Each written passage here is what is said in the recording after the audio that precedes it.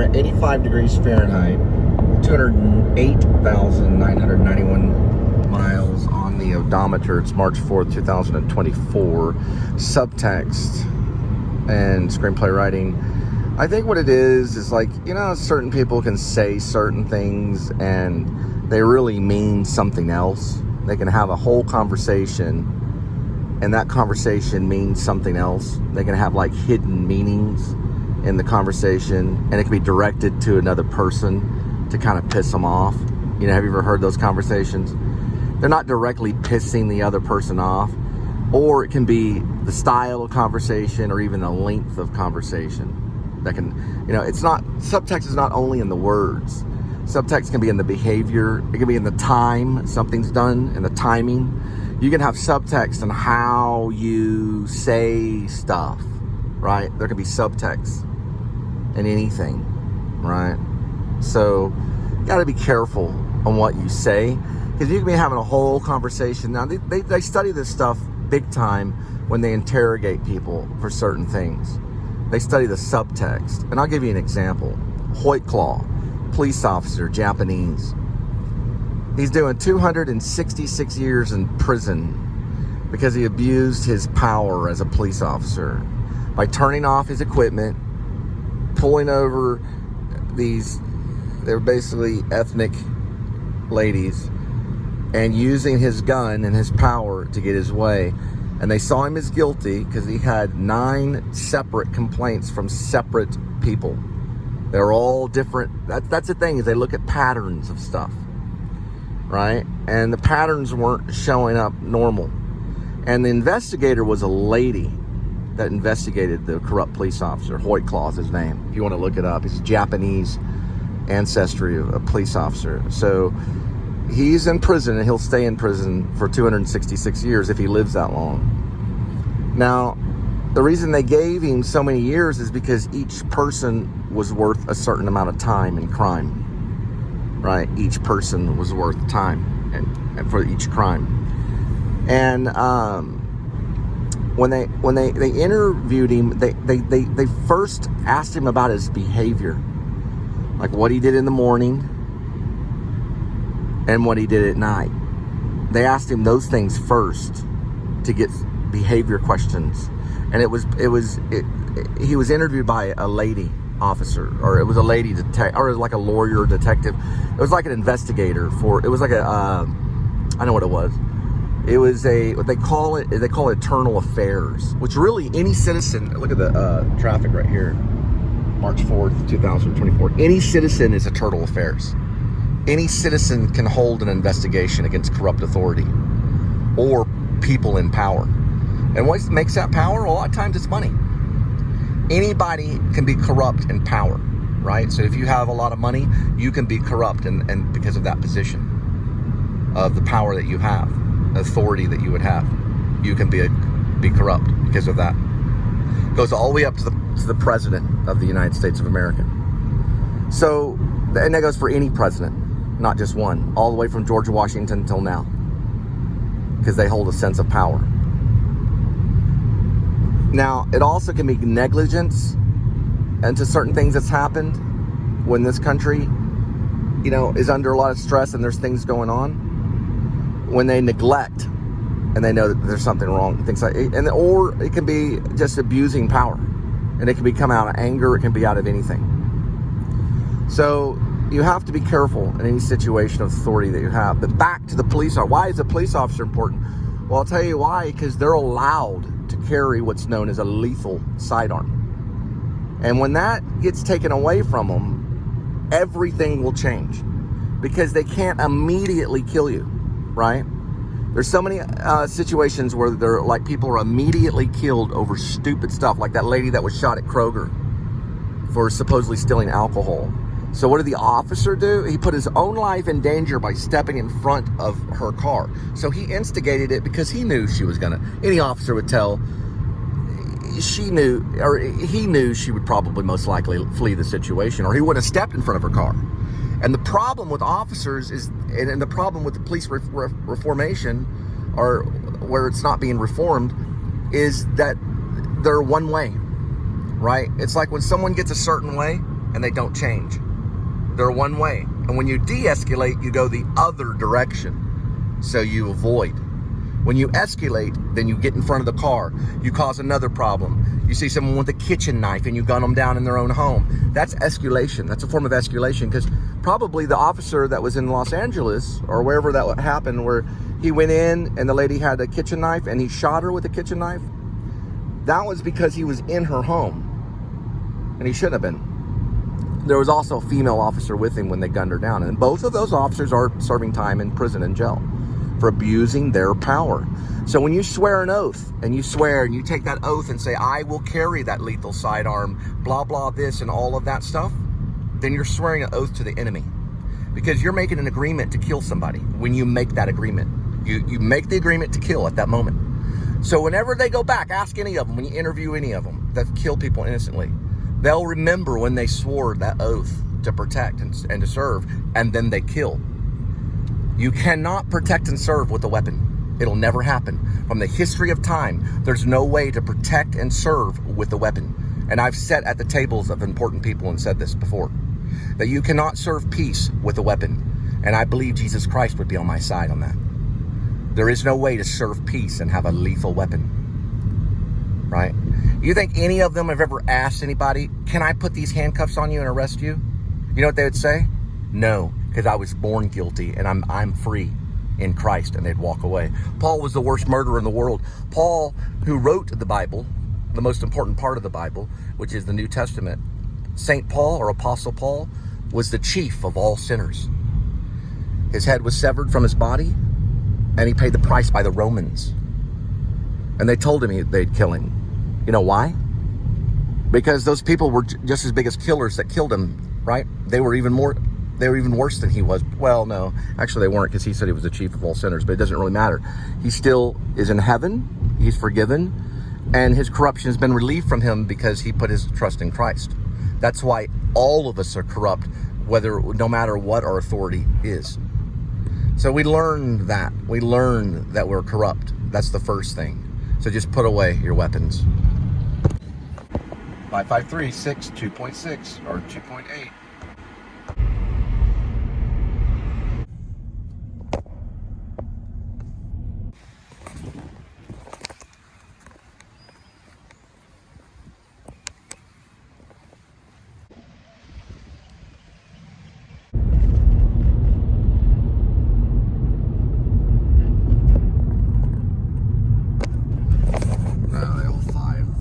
Well, we're gonna.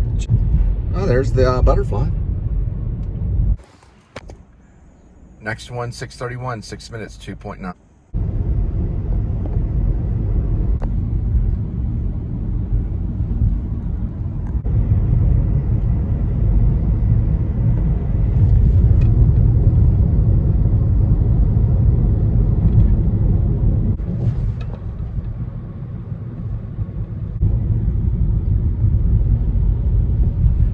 Looks like an old place that serves sandwiches and appetizers, desserts. Kind of, I don't think I made it. There's the old sign. It's right next to a place called Jamel's. It's like a gourmet pizza place.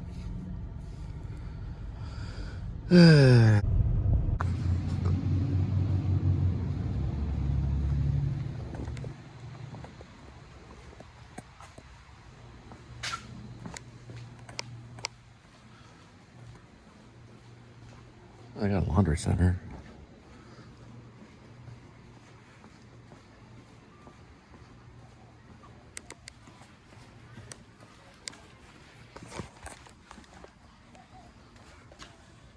Well, the place is called Crest River District, and they're now leasing.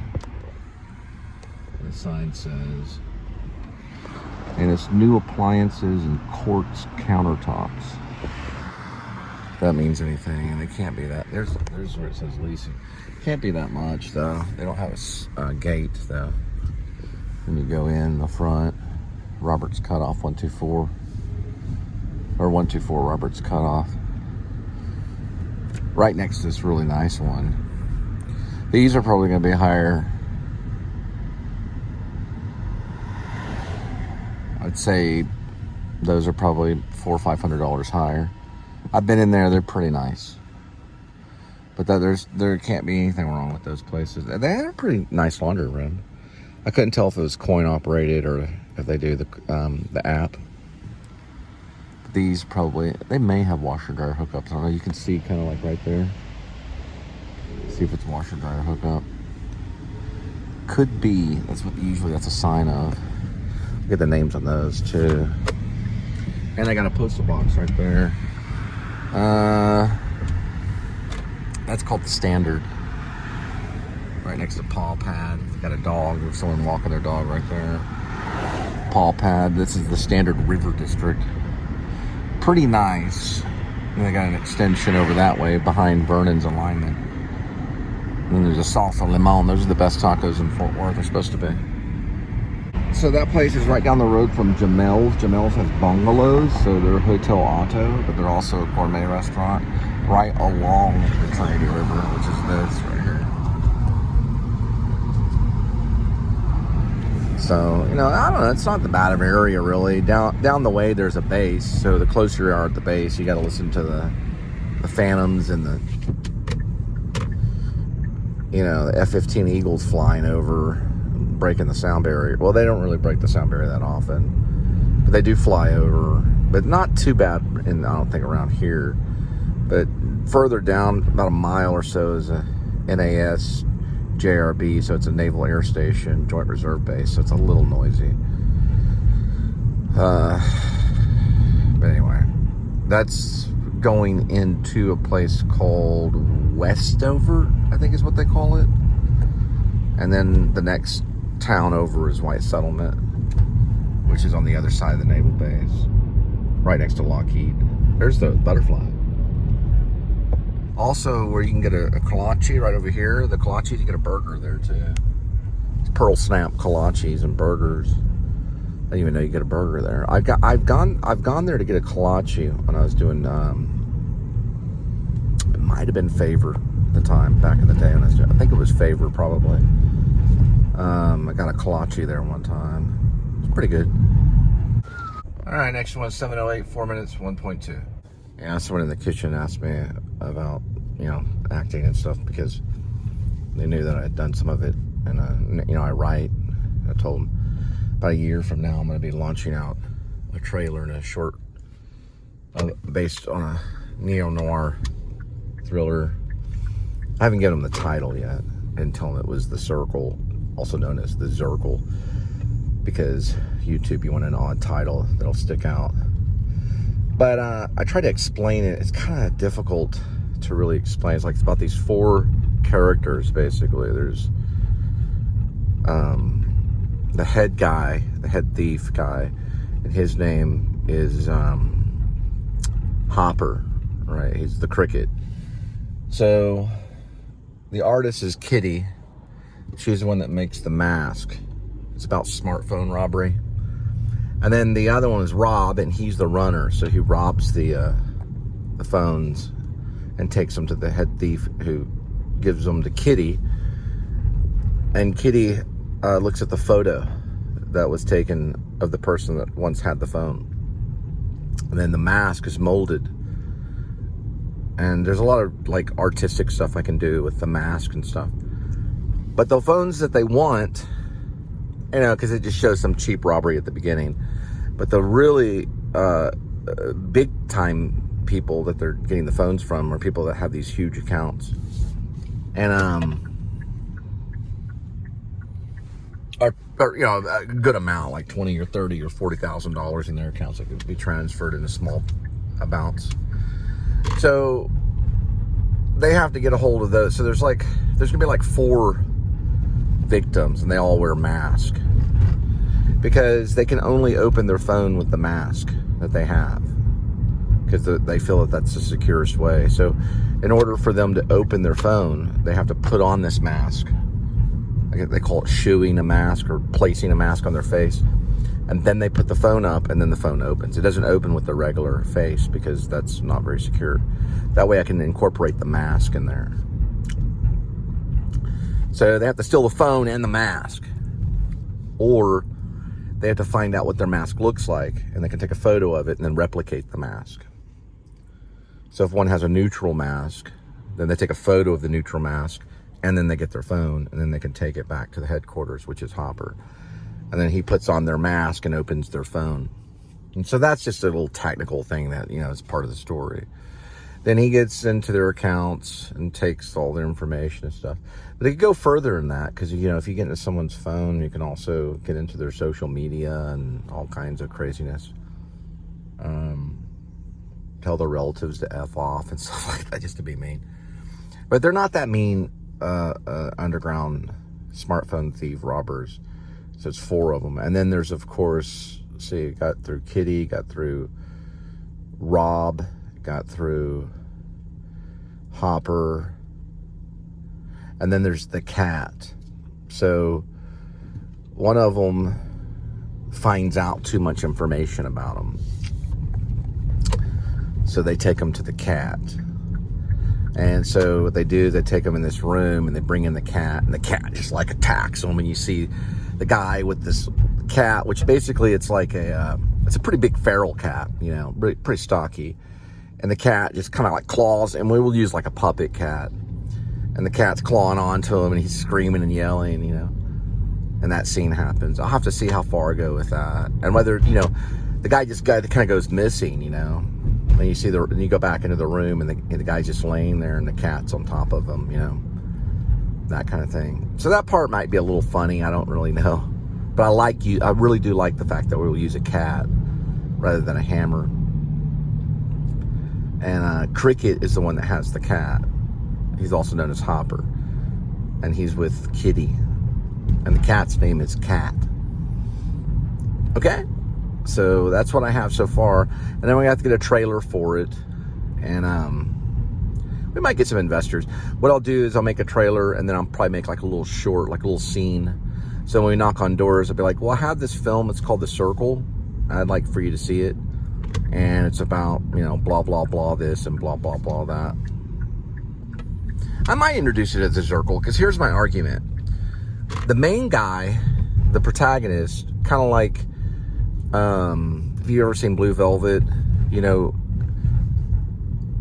Kyle MacLachlan's character, the lead one.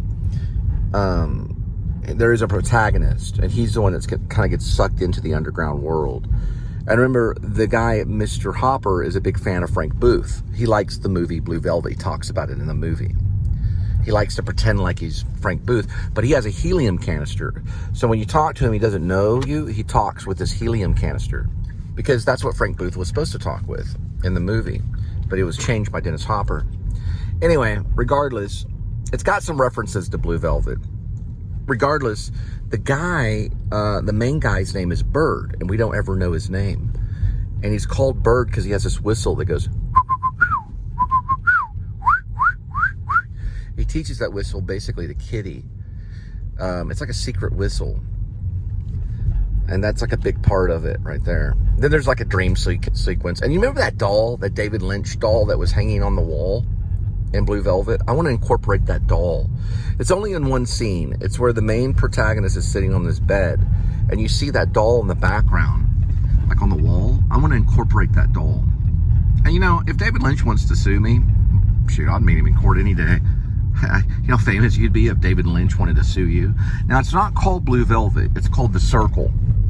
So the reason why Blue Velvet is mentioned in it is because the main guy, Mr. Hopper, this Cricket, he likes Blue Velvet. He likes the character Frank Booth. So he takes this canister, this helium canister, and he inhales it, and he talks. He's like, this is how Frank Booth should have talked. And there's like going to be a line in there. He's like, this is how Frank Booth is going to talk. And it's going to be like a helium thing. Now, so remember, Dennis Hopper changed that because he wanted to make it real. He wanted it to use like nitrous oxide and do like this nitrous oxide high. I'm bringing back the helium. So the Frank Booth character, which is known as Mr. Hopper, which is kind of an homage to Dennis Hopper. And it's called the Cricket, which is probably not his real name. He's just the main thief. He takes some of the helium and goes, look, I'm Mr. Hopper. Remember Frank Booth and Blue Velvet? So it's kind of creepy, That's the character that I'll be playing. All right? I've got to drop this off over here. It looks like these look like, reminds me of Dead Poet Society. You ever seen Dead Poet Society? That's what these look like. Have you ever seen the movie Dead Poet Society? To me, they look like that.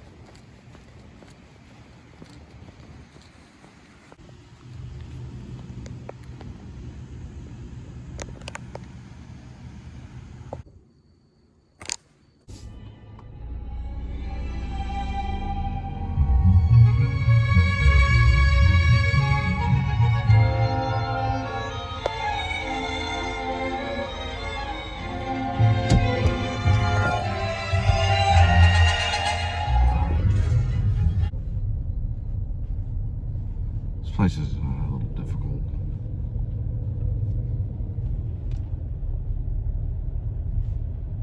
Just kind of, it wasn't really scattered. It's just the way that they tag the buildings. For whatever reason, they didn't tag the building 89. They tagged it like 91 on the side. So I guess it's like too detailed. Meaning when you see the building on the mid side, it says 91 and up. And I was looking for 90. So, you know, they're thinking, okay, this building starts at 91 and then moves up.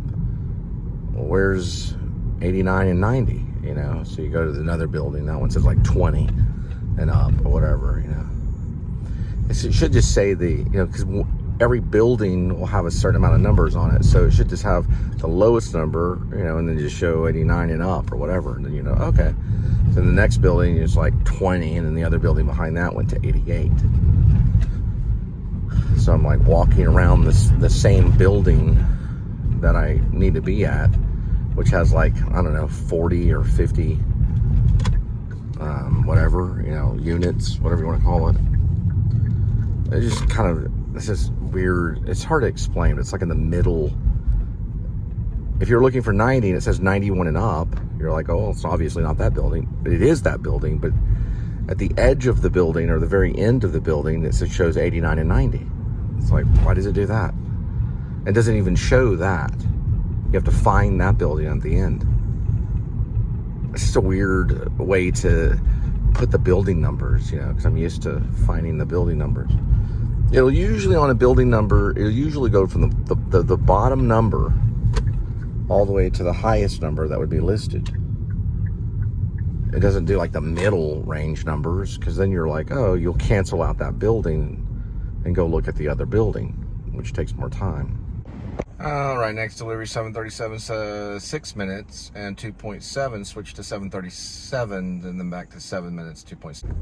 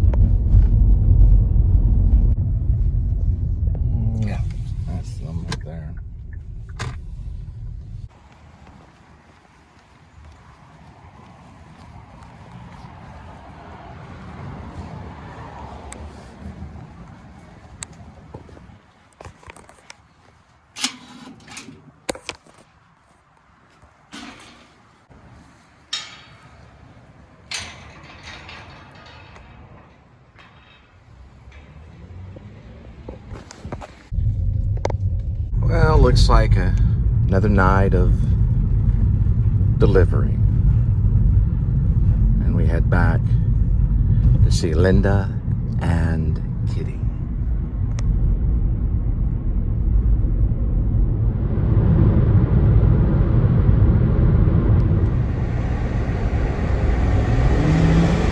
Think I'll pack it in and buy a pickup. Take it down to LA. Get a place that I can call my own and fix it. Start a brand new day. I got a cat right there. That yard right there.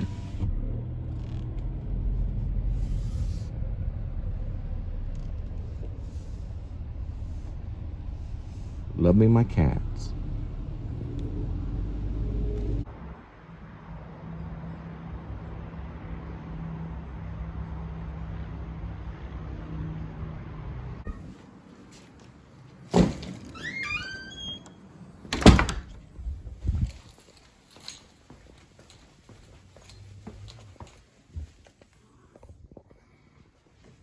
Here's Kitty.